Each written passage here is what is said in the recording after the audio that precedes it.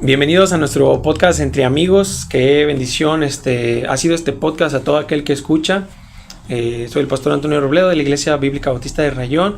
Y es un gozo, ¿verdad? Porque en este quinto episodio ya nos acompaña ahora el pastor José Agüero, que está aquí con nosotros, aquí en México, en nuestro San Luis Potosí. Y pues gracias, pastor, por aceptar la invitación, por estar aquí con nosotros. Una bendición tenerle, pastor. Bueno, Antonio, un placer para mí poder estar aquí en San Luis. Muchos buenos recuerdos, buen amigo, el pastor Ramos. Amén. Y verte a ti echándole ganas, como tú dices, en el ministerio. Me acuerda mucho de mi tiempo cuando comencé y a esas edades, como la gracia de Dios nos va capacitando y preparando para que pudiéramos ser buenos instrumentos de Dios de nuestra juventud. Eso es un regalo que Dios a ti y a mí nos ha dado, de poder comenzar a vivir para el Señor y a servir al Señor y a dedicarnos exclusivamente a las cosas eternas. Amén, pastor. Gracias por la invitación, por aceptarnos a venir a la conferencia de misiones. También fue una bendición escuchar su predica con el pastor Luis Ramos y buen tiempo, pastor. Pues en este podcast que queremos tener en esta ocasión, pues es acerca de la masculinidad, ¿verdad? La masculinidad bíblica. Y bueno, quería hacerle una pregunta. ¿Qué sería la masculinidad para usted o cómo la definiría, verdad? Yo defino la masculinidad como aquella característica propia del varón, por decirlo así, no solamente por el tema de su género, ¿verdad? O su sexo, sino por el propósito con el cual Dios lo hizo. O sea, la masculinidad se define a través de la razón por la cual Dios nos hizo a nosotros los hombres. Uno de los aspectos importantes que uno puede mirar en la masculinidad dentro del diseño de Dios en creación fue que lo hizo primero. Eso no significa que sea más importante que la mujer o que la mujer sea menos importante, solo es para hacernos responsables. Yo definiría la masculinidad como el rol que debe ejercer un hombre de ser el regente de la creación de Dios, como Dios le dijo, el ser el regente también en la vida matrimonial, ser el regente en la vida familiar e igual en la vida de las naciones y también en la vida de la iglesia. O sea, nosotros vemos eso desde Génesis hasta Apocalipsis. Dios le ha dado al hombre ese rol de que él es que debe representarlo a él. Ese es parte del sentido fuerte de la masculinidad. Es el hombre representando a Dios, colaborando con Dios en su obra de desarrollo de su creación y de todo lo que él hizo. Comenzando, repito, por la creación, luego la segunda creación que Dios hace, importante, es el matrimonio. La tercera creación que Dios hace tiene que ver con la familia. Y luego vienen lo que dentro del el marco de las dispensaciones viene lo que se llama el gobierno humano.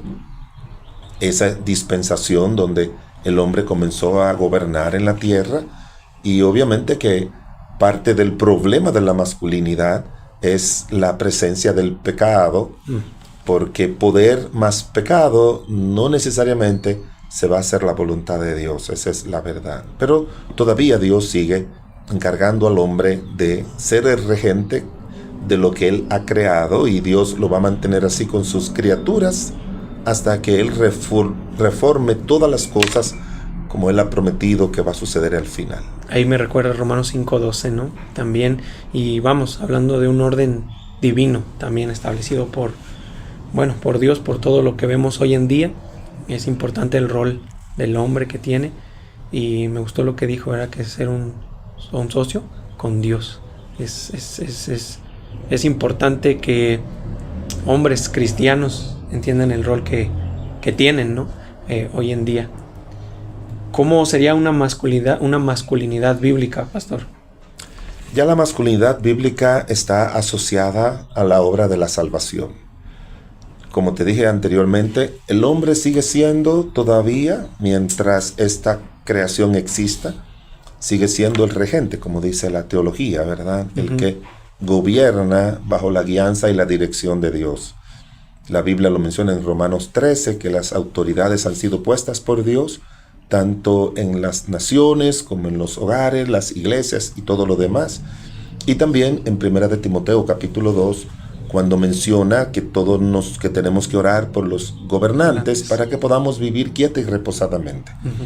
Entonces, por ahí viene todo. Pero ya la masculinidad bíblica tiene un concepto más amplio, por decirlo así, porque está hablando de alguien ya regenerado, alguien que ya ha sido transformado. Ya no es el hombre regente bajo el control y la influencia del pecado.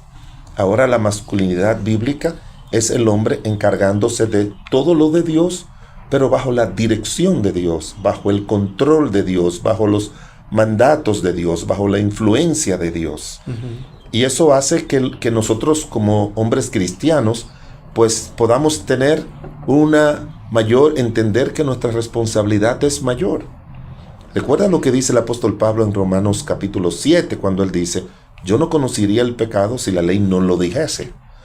Entonces ya nosotros, desde el momento en que somos libertados de la esclavitud del pecado, ya la ley de Dios o los mandatos de Dios, sí ya somos responsables de cumplirlos, y también los roles que Dios nos ha asignado, hacerlo bajo la dirección de Dios. 1 Corintios el capítulo 11 dice que Cristo es la cabeza del hombre y que el hombre es la cabeza de la mujer. Igual podemos decir la cabeza en la iglesia, la cabeza en la familia.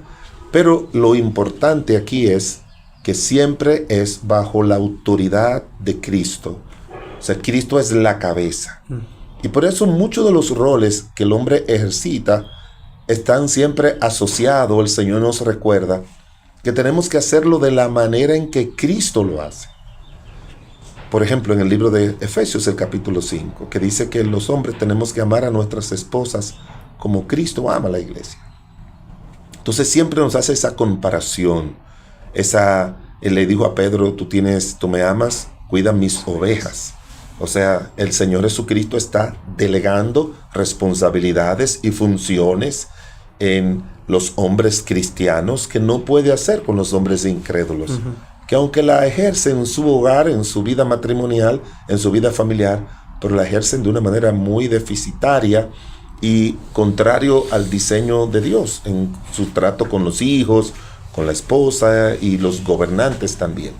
Pero ya la masculinidad es asumir el rol de hombres que Dios nos ha dado y hacerlo ahora bajo la completa y total dirección y guianza del Señor. Ese es el enfoque claro. Y hay mandatos divinos para todo lo que el hombre hace. Todo.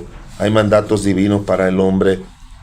Para administrar. Exacto, como esposo, como esposa, en la iglesia. Mandatos divinos al jefe. Mandatos divinos al esclavo en aquella época o al que trabaja bajo una autoridad. O sea, sí, todo no queda nada fuera del ámbito del control de Cristo, diciéndole: así es que yo quiero que tú lo hagas.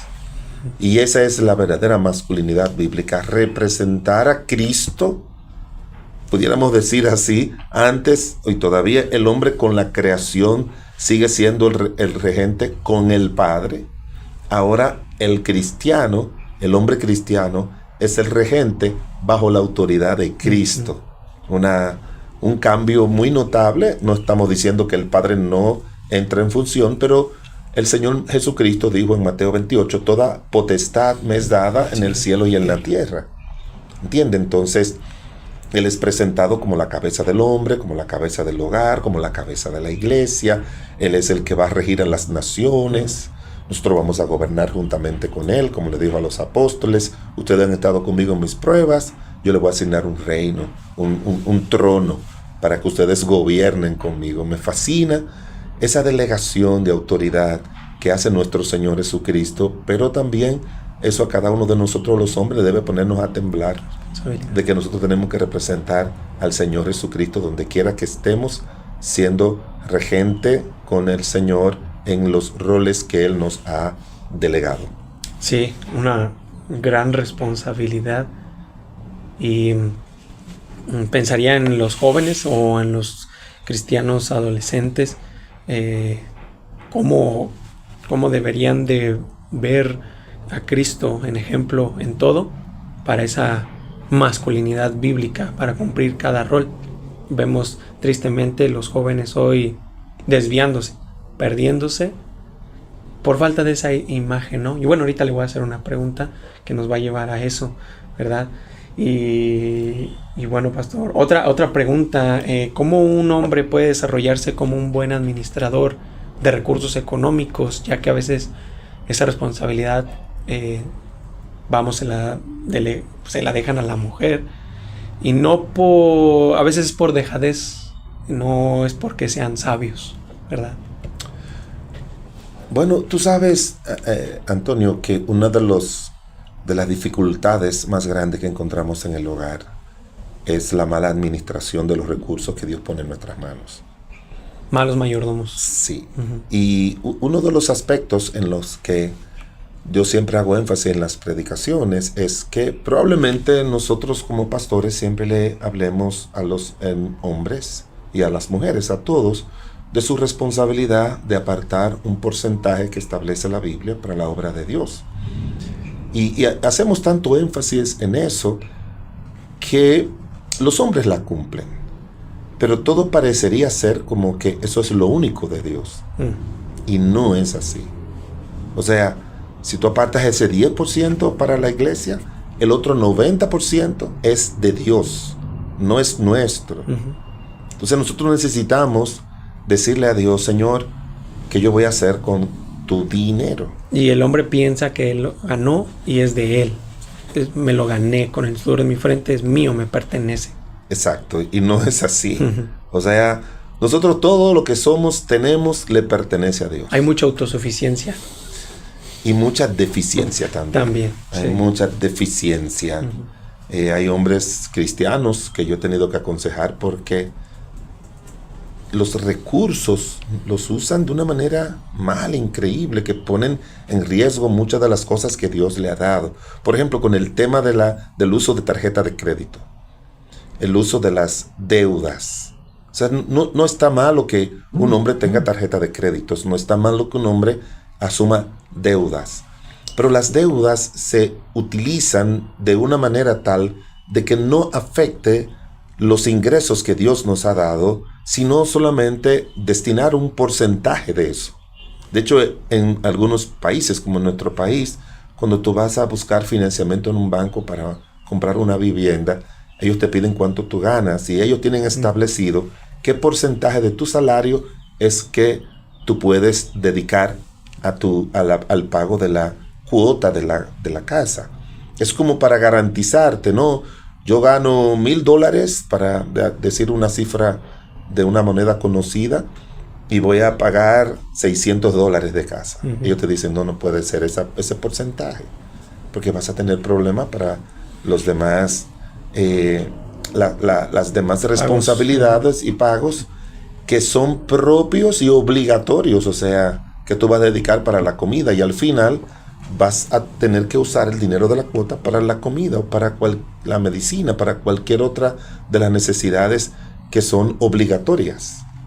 Entonces, es bueno que el hombre busque la dirección de Dios para establecer cómo utilizar los recursos que Dios le ha dado. En el caso del hogar, lo que siempre recomiendo es que se pueda hacer un presupuesto. Uh-huh. Que hagan un presupuesto de, primero no poniendo primero sus gastos, sino se ponen los ingresos. En contabilidad es partida doble, como se le llama, y la contabilidad parte de los ingresos, no de los egresos. Y hay muchas personas que asumen gastos o egresos que son superiores a los ingresos. Y eso es malo. Pero tú también hacías una referencia a que muchos hombres ponen su dinero sobre la mujer. Bueno, déjame decirte, yo he encontrado muchos casos donde la mujer es mejor administradora que el hombre. Y cuando yo le estoy dando las clases a los que se van a casar, yo le digo eso: determinen cuál de los dos es el mejor administrador de los recursos materiales, económicos. Y si usted llega a la conclusión que es ella, déjela a ella como administradora. Llegar a un acuerdo, ¿verdad? Sí, y a sí, veces sí. eso, por no platicarlo, hay conflicto. Exacto. No, y como nosotros decimos que muchas veces son dos carteras y no deben ser dos carteras, tiene que ser una sola. Sí. O sea, nosotros creemos mucho que tiene que ser una sola cartera, un solo presupuesto. Y a veces lo que muchos hacen es que dicen, bueno, tú te quedas con tu dinero, yo con el mío, entonces tú pagas esto, yo pago aquello, tú pagas esto, tú pagas lo otro. Eso que parece como sabio, pero realmente no es tan sabio. No es tan sabio porque cada cual está actuando no como una sola carne. Están actuando como dos carnes.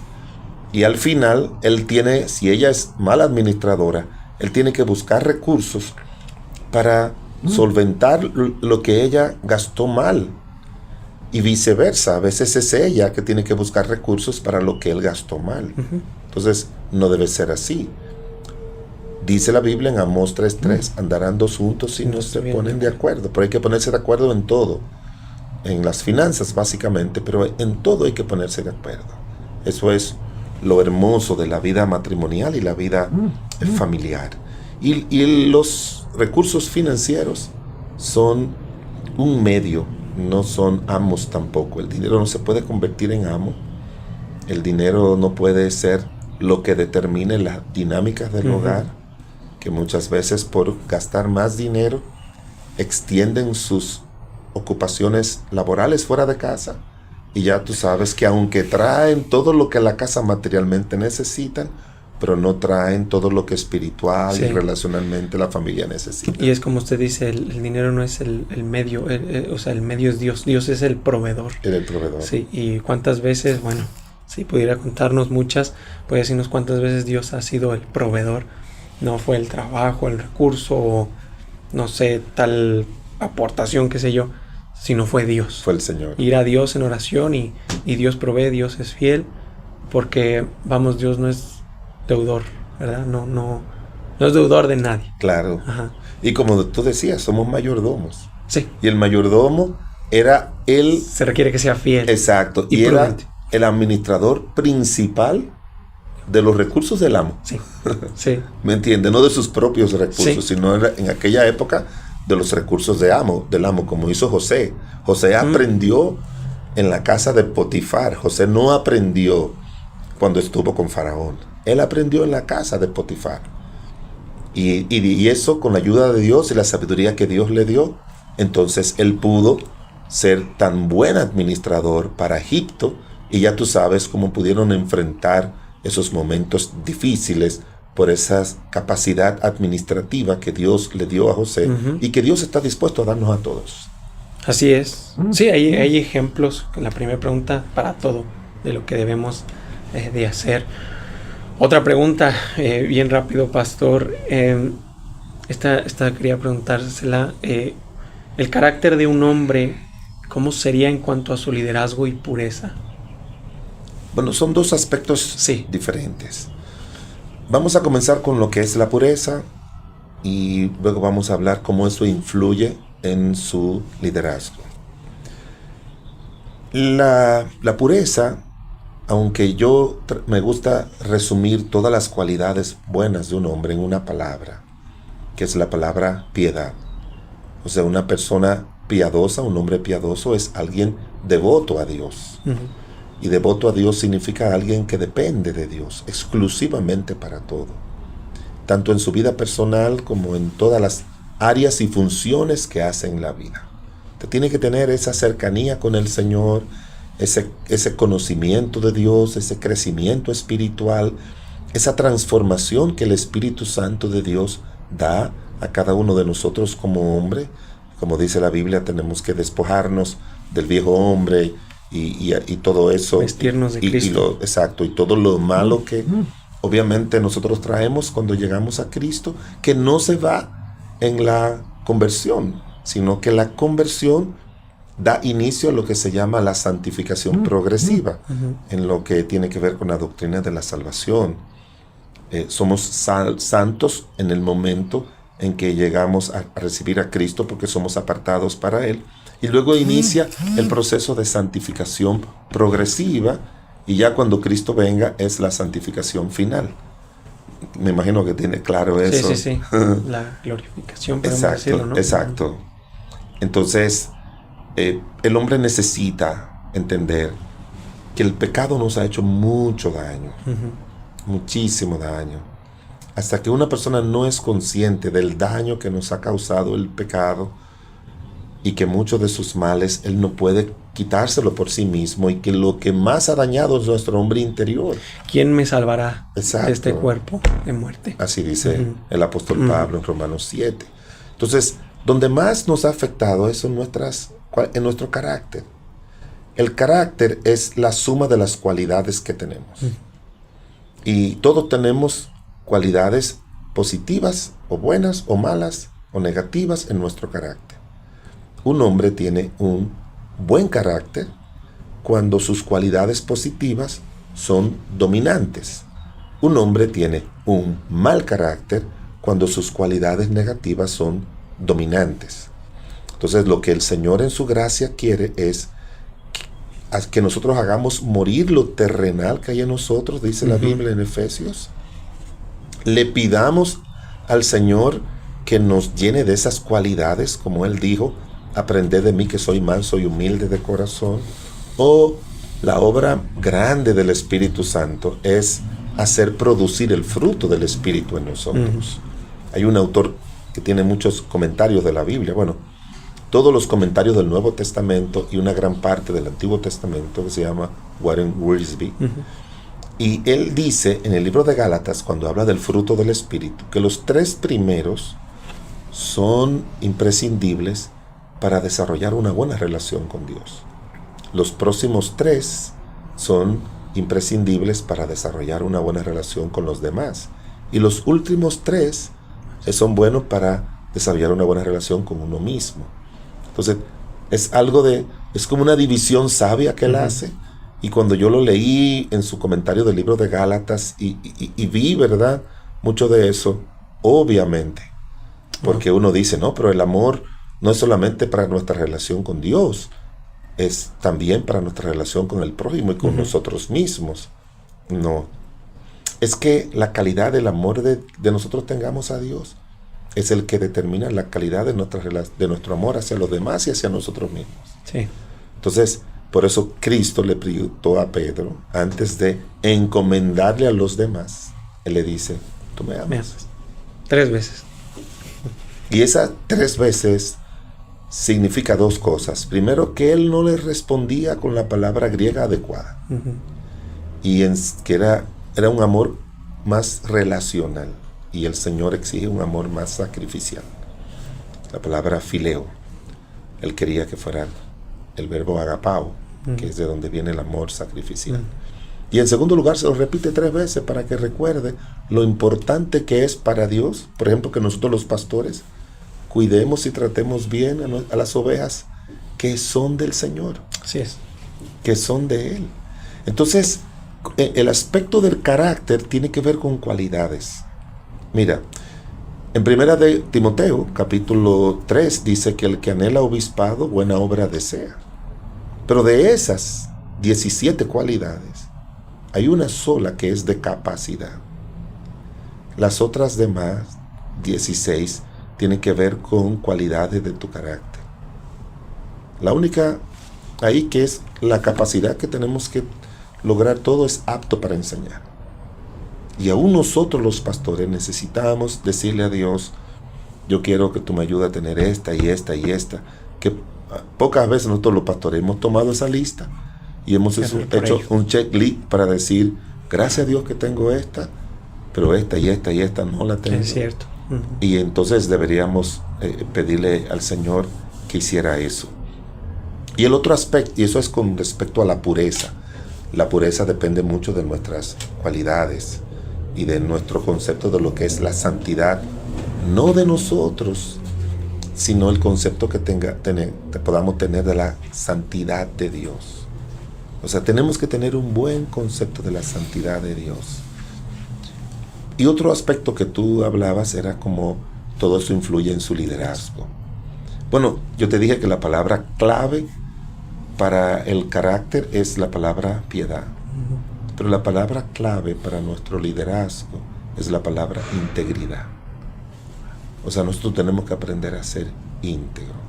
La palabra integridad en su definición básica es cualidad de entero. O sea, una persona que no tiene como fisura, que es compacto en cuanto a lo que es, a lo que hace. Que tiene que haber una correspondencia entre lo que él dice que es, lo que se le ha delegado que sea y haga, y con lo que hace. Y hay dos versículos que siempre me han llamado mucho la atención. Uno está en el Salmo 101, que dice que la integridad de mi corazón andaré en mi casa. Yo creo, siempre he dicho y predico, que el cristiano que tú eres en casa, ese es el cristiano que tú eres. No el que tú eres en la iglesia. Así es. El que eres en casa. Porque son los que me conocen. Sí, ¿no? Y ahí es, como Martín Lutero decía, que el matrimonio va a sacar lo mejor y lo peor que hay en uno. Ahí es que tú te das cuenta de lo peor. Y no solamente tú, tu esposa, y si lo sigue haciendo así también tus hijos. Entonces él habla de la integridad en casa. Porque muchos de los problemas de falta de integridad están en la casa, la manera en que le hablamos a nuestros esposas e hijos, cómo lo tratamos y también lo que hacemos en casa. Porque ahí es donde se consume más pornografía, que es el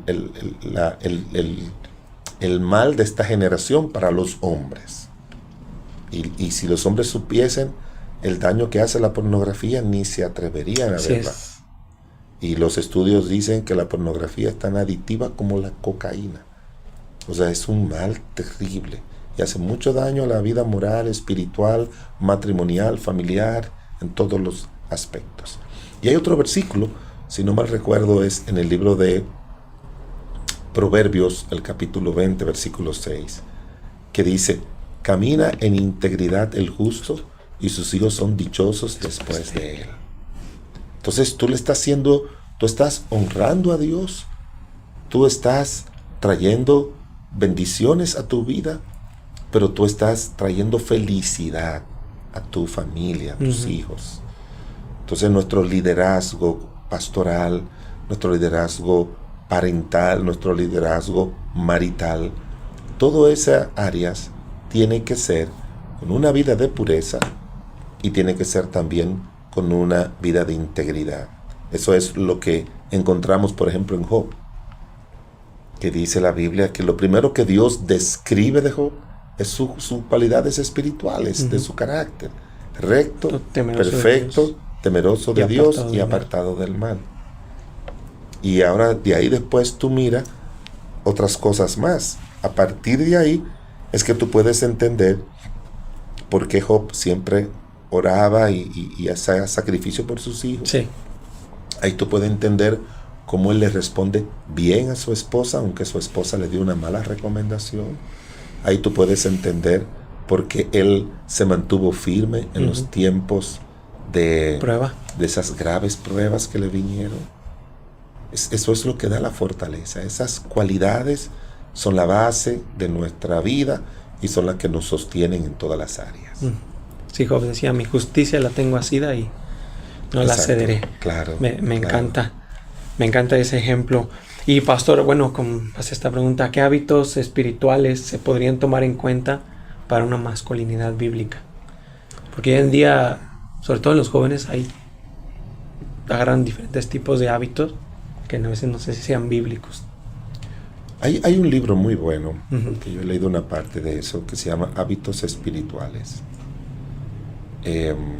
Witness, algo así, es el autor. Okay.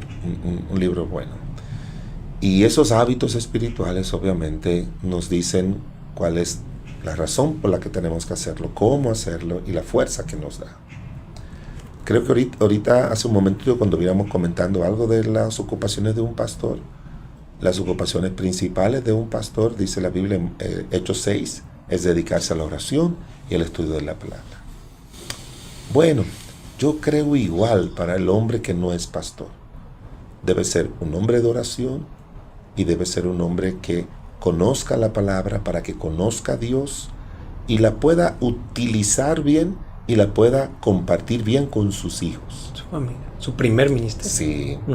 Recuérdate que en el libro de Deuteronomio 6, nosotros cuando enseñamos hablamos que las palabras de Dios, los mandatos, tenemos que repetir a nuestros hijos al levantarse, al acostarse, cuando vayamos en el camino. Pero eso no depende de que nosotros lo hagamos. Eso va a depender de lo que dicen los versículos anteriores, que dice: estos mandamientos que yo te ordeno hoy estarán en tu corazón. O sea, tienen que ser parte del corazón, del alma, para que nosotros podamos, por la gracia de Dios, vivirlos y poder llevarlos a los demás, a nuestros hijos, en tu primer ministerio y también en la iglesia o donde quiera que nos encontremos. Cualquiera que nos rodee. Entonces ese hábito de orar tiene que ser muy importante para un hombre, para decirle a Dios, mostrarle a Dios la dependencia que tiene de que Él sea el que le ilumine, le dé la sabiduría para Él poder ejercer todas las funciones que Dios le ha delegado.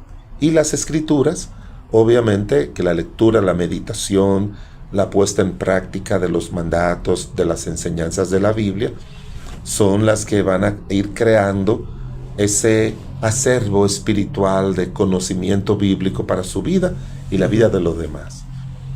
Y el otro hábito que también tiene que desarrollar, obviamente, es el hábito de ir regularmente lo más que pueda a la iglesia para su edificación y también llevar a su familia. Uno habla mucho de Ana, que Ana derramó su alma y que por eso Dios le dio a Samuel. Pero a mí lo que me gusta hablar mucho es del Cana, porque el Cana era que llevaba a Ana, llevaba a su familia.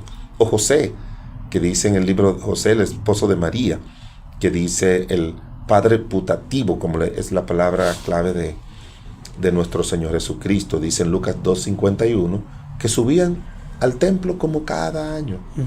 Se llevaba a su familia, los llevaba a todos. Entonces, llevar a su familia al templo, obviamente, eso va a beneficiar su vida y le va a ayudar, y tiene que desarrollar ese hábito, el más que ninguno. Y el otro siempre es de tener el hábito de dar buen testimonio con su vida en sus áreas de trabajo. Sí. Y poder obviamente también dar un buen testimonio de la obra de salvación que nuestro buen y Dios y Salvador Jesucristo hace para gloria de su nombre y también para que otros puedan conocer a Cristo. Pienso que esos son los hábitos. Ya hay otros hábitos como el ayuno, que yo creo que también debe ser practicado de una manera que se pueda. Muchos hombres tienen el problema de su trabajo, pero se puede hacer en el trabajo, sí, pero tienen que saber cómo hacerlo. Porque una vez estaba hablando con un hermano y estábamos juntos al mediodía para el almuerzo. Me dice: no, yo no voy a almorzar porque estoy ayunando. Bueno, pero ¿qué tú has hecho? ¿Qué es lo que tú has hecho? Porque muchas veces el ayuno se convierte solamente en abstinencia de alimento. Y no es solamente abstinencia de alimento, que sí lo es, pero es para alimentar el alma. Cuando tú andas caminando para acá sin orar, sin sentarte a leer la Biblia, sino solamente no comiendo, no le hace bien a tu alma ni le hace bien a tu estómago, porque comienzan los jugos gástricos a crearte gastritis, y eso no ayuda para nada. Ay, eso como pasa. Sí. Qué bendición, pastor. Simplemente ya para terminar, pastor, no es tanto una pregunta, sino manera de consejo para quizás los niños, jóvenes, hasta incluso adultos, tal vez a veces, que tienen la ausencia paterna. ¿Algún consejo para ellos que tienen esa ausencia paterna? Mira, hay dos fenómenos muy significativos en tu país y en mi país. Con eso, la ausencia paterna y a veces materna, de diferentes maneras, sí, y medios, es lo que en lo que yo estudié se le llama hijos huérfanos de padres vivos. Aquí en tu país hay mucho abandono de gente, sobre todo necesitada de recursos para su familia, y emigran a Estados Unidos. Los mexicanos son la nacionalidad más grande que existe en Estados Unidos. ¿Hay una estadística o migran a trabajar a Estados Unidos o están en prisión? Ya te puedes imaginar. Sí. Añadir ese elemento. En una ocasión, cuando estaba en la universidad estudiando estos aspectos de terapia familiar, estaba predicando en Tijuana y fui a una librería a comprar algunos libros que me ayudaran a preparar mi tesis y mis estudios. Y encontré uno muy interesante acerca de los efectos de esa migración que tienen ustedes. Entonces hay muchos hijos huérfanos, y sobre todo cuando no tienen una figura masculina de autoridad en los años de formación, son los candidatos número 1 a la delincuencia. Y muchas veces son atraídos por el crimen organizado. Sí. En mi país es diferente. No se puede emigrar por fronteras porque es una isla. Aunque hay muchos que emigran, pero emigran legalmente. En Dominicana tienen una cantidad enorme también de dominicanos viviendo en Estados Unidos o en España o en cualquier otro lugar. Pero fruto de los adulterios y de las fornicaciones, hay muchos hijos que vienen de esa vía y crecen con un papá que por obligación legal tienen que mantenerlo solamente materialmente, pero no tienen ningún tipo de contacto. Hay un abandono. Si no hay esa relación. No lo hay. Porque esos hijos vienen fruto de una relación irresponsable que ellos creen que no va a producir un embarazo. Entre paréntesis, usted dijo una vez, lo escuché, que los hijos que se planean son bendecidos. Claro. Ajá. Claro. Se ora por ellos antes, incluso. Claro. Ajá. Claro. Eso fue lo que pasó con Ana y Elcana. Sí. No solamente con Ana, porque a veces la gente piensa que la razón por la que Dios le dio a Samuel y que lo pudo dedicar a Dios fue porque Ana lo dedicó a Dios. Bueno, esa es la mitad de la historia. La otra mitad de la historia es que cuando una mujer hacía un voto a Dios, el marido podía anular esos votos o refrendar esos votos. Entonces, Elcana lo refrendó. Y eso fue lo que hizo que Ana pudiera cumplir su palabra a Dios de lo que le había dicho que iba a dedicar a su hijo al Señor. Pero la verdad es, Antonio, que es una batalla seria, porque uno le puede dar recomendaciones a un joven que tiene 18, 22 años y que no ha crecido con su padre. Pero la ausencia de ese padre en la formación de su vida le puede afectar de por vida su vida. De por vida. Para que veas, si tú vienes a consejería conmigo y vienes con tu esposa, lo primero que yo hago es un cuadro que se llama el genograma. El genograma es donde uno mira las 3 generaciones de una persona. Y ahí lo que uno mira es todo lo que ha pasado con esa persona, porque todo eso influye en cómo la persona es y cómo la persona funciona en la vida. Entonces, esa ausencia en los años de formación no siempre puede producir daños irreversibles.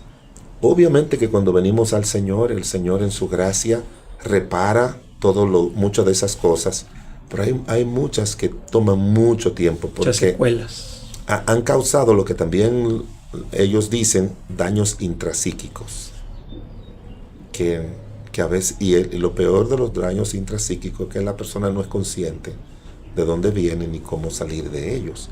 Pero mi consejo es que adopten que sepan que cuando una persona viene a Cristo, como dice Efesios 1, somos adoptados por el Señor.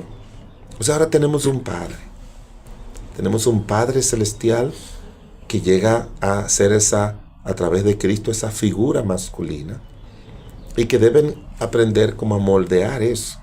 A veces también Dios nos pone personas, hombres. En el caso de Timoteo, no dice que no vivía con su papá, pero todo parece indicar que su padre, como dice la Biblia griego, no era creyente. así que no pudo ser una influencia espiritual. Y por eso Dios le puso al apóstol Pablo. Y dice la Biblia que Pablo lo veía como un hijo espiritual. Y cuando tú ves Primera de Timoteo, él está hablando como el pastor, el siervo. Pero cuando tú ves Segunda de Timoteo, le está hablando como el hijo. Ahí se nota esa diferencia. En la Primera de Timoteo dice, por eso te dejé en Creta. O sea, está hablando como pastor. Pero en Segunda de Timoteo, capítulo 1, él dice, hijo amado, y comienza a decirle, lloro por ti todos los días, y Dios te aconsejo que haga esto, que haga lo otro. Yo recuerdo que tú fuiste formado, ten cuidado con con el otro. O sea, son las recomendaciones de un padre a un hijo. Entonces, todo necesitamos. Mira, el caso mío, yo crecí con mi mamá la mayor parte de mi tiempo, porque aunque nací y crecí parte de la niñez con mi papá, pero ellos se separaron y mi papá formó otra familia. Aunque tenía muy buena relación con él, pero yo no recuerdo nunca que mi papá se sentó a darme un consejo, a ayudarme, a decirme que tú vas a estudiar, déjame ver tus clases. Y yo fui dándome cuenta cómo eso, la ausencia de él, no solamente física, sino lo que su presencia debe aportar a mi vida, sí afectó. Que más adelante pues yo lo fui corrigiendo con la ayuda de Dios cuando el Señor me hacía consciente. Entonces, cuando uno viene a Cristo, el Señor nos hace conscientes de ese déficit que nosotros perdimos por no haber tenido eso. Para que sepas, el libro de Proverbios oficialmente comienza con el versículo 8. Los primeros 7 versículos es como la introducción. Pero oficialmente, la primera declaración que se hace, hijo, no menosprecie la instrucción de tu padre, ni abandone la dirección de tu madre. O sea que el aporte de ambos es imprescindible, totalmente imprescindible para la buena formación de los hijos. Wow, pastor. Es increíble. El tiempo se nos ha terminado, pero la verdad es una bendición. Y bueno, pastor, mire, está esa imagen. Bueno, es una bendición. Fue cuando estuvo con el presidente, ¿no? Sí. Sí, es una bendición. Y pudiera pensar en un Natán, un Samuel, ¿verdad? En esa ocasión. Y que Dios le siga usando, pastor. La verdad es una bendición. Amén. Es de mucho ejemplo. Y gracias, pastor, por su tiempo. Creo que va a ser de gran bendición. Y que Dios bendiga mucho este episodio. Gracias. Compartir con un joven pastor me da mucho gozo, porque uno quiere ver que las generaciones que vienen subiendo comprometidos con servir al Señor y buscar las almas para Cristo y ayudar a las almas. Así que te animo para que siga adelante por la gracia de Dios, cultivando una relación cercana con el Señor, una relación cercana con tu esposa, una relación cercana con los miembros de la iglesia, para que Dios sea glorificado en todas las funciones, y cuando vengan los hijos, que Dios te dé igual. Amén, pastor. Pues muchas gracias, Dios les bendiga y gracias por estar con nosotros. Gracias, pastor. A orden.